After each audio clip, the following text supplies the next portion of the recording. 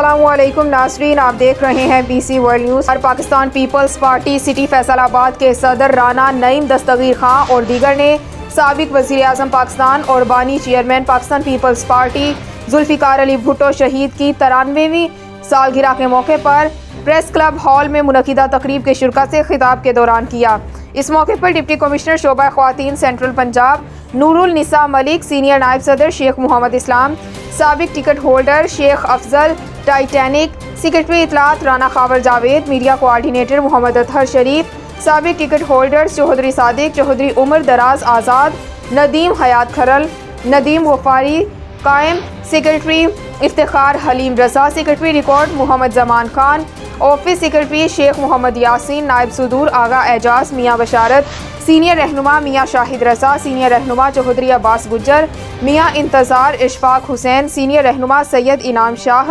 حکیم نذیر احمد، ذیلی ونگز کے عہدیداران، علماء ونگ کے Pervaiz Akram Maidani, minority wing Naeem Yaqoob Gill, trader wing Aftab but,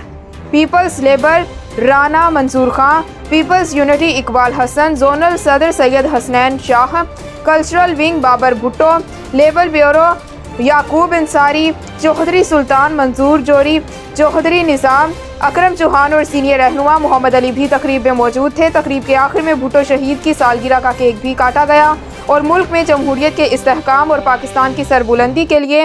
خصوصی دعا بھی کی گئی۔